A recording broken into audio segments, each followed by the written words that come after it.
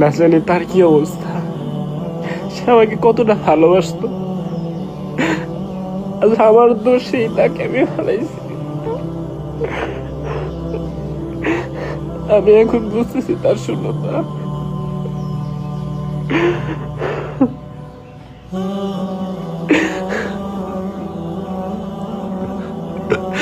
আল্লাহ তোমাকে সবসময় সুখে রাখুক।